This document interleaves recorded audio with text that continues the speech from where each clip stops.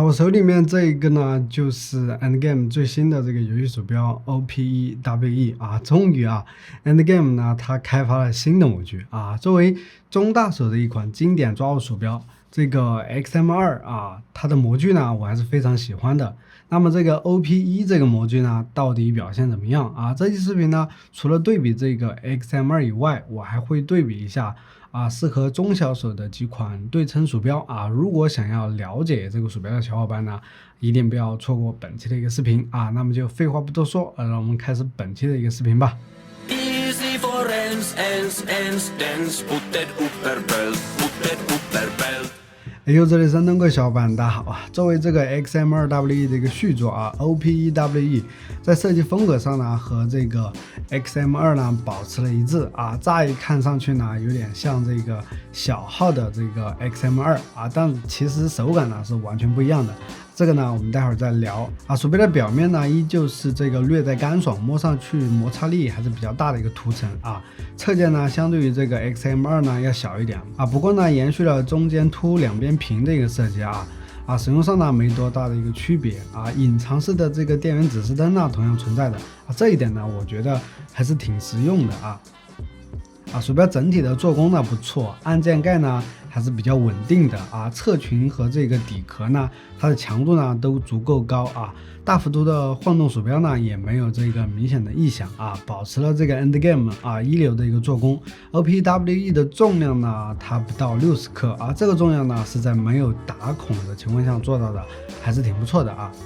那么接下来就重点的来讲一下这个模具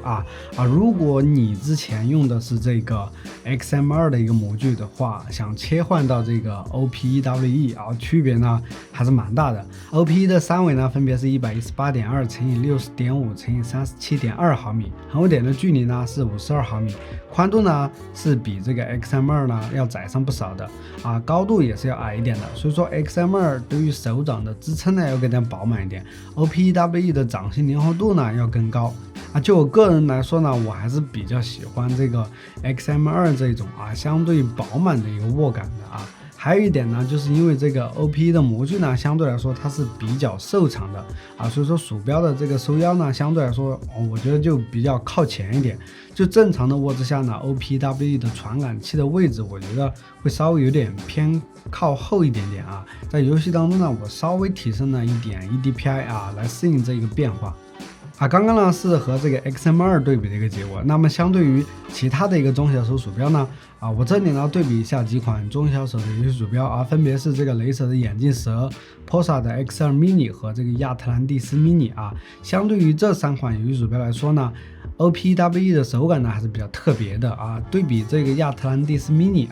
对于手掌两侧的支撑呢要更少亚特兰蒂斯 mini 呢是属于那一种把你的手掌顶得很满的稳定性呢要更好的模具，而这个 OPEWE 的模具呢，它的掌心灵活度呢要更多一点手掌根部两侧的支撑呢要更少一点。我觉得和这个眼镜蛇呢倒是有几分的相似因为 OPEWE 的背部弧线呢同样是比较缓的如果你有在使用鼠标的过程当中微调鼠标的一个需求的话， OPEWE 这个模具呢还是比较好用的。而这个 X2 mini 对于我来说呢就更小了我用这个 X2 mini 的模具呢，只觉得这个指握是比较舒服的因为这个 X2 mini 它的这个长度呢相对来说呢是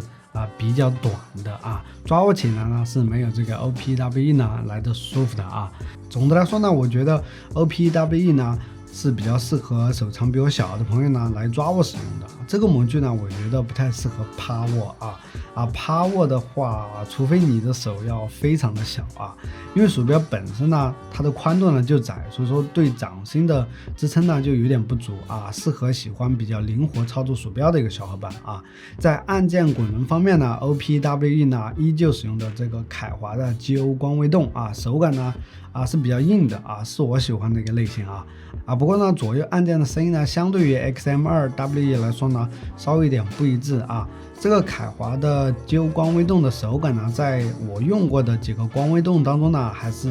挺不错的滚轮和这个侧键呢依旧是保持了之前的一个做工中键以及侧键的微动呢都是凯华的 GM 2.0的微动啊，滚轮的刻度感呢很不错啊，没有晃动，侧键呢比较清脆，按压手感呢也很好啊，大家可以来感受一下。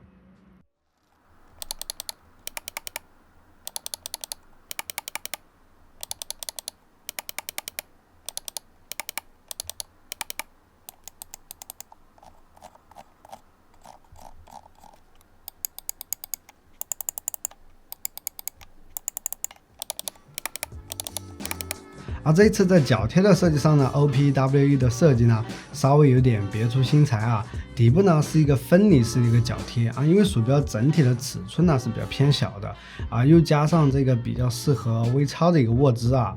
其实用上这个小脚贴倒不是什么意外的事啊。如果你喜欢这个大脚贴的话，后续呢也可以自行的更换啊。不过奇怪的是，这个包装里面没有可更换的这个脚贴啊，这个应该要后续你自己单独去购买了。那么接下来就重点聊聊实际的一个游戏体验啊。OPWE 使用的是这个 PAW3370啊。实话说，在这个3395满天飞的一个时代 ，Endgame 继续坚持使用这个3370，我还是有点不理解的啊。就硬件的这个纸面的实力来看呢，3370肯定是要比这个3395呢弱一些的。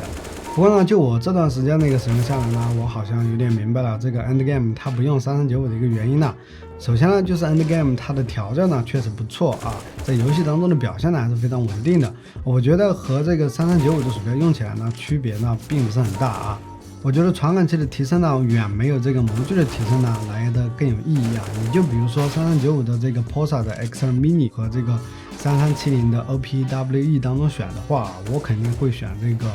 OPWE 了。OPWE 的3370呢，除了在这个软件的测试上呢能够看到差距啊，其实在游戏当中的表现呢还是非常稳定的啊。不过呢，说实话，其实我个人呢并不是特别喜欢这个 OPWE 的模具啊，我就更喜欢同样使用这个3370的 XM2WE 啊。游戏鼠标的模具呢还是最重要的啊，传感器我觉得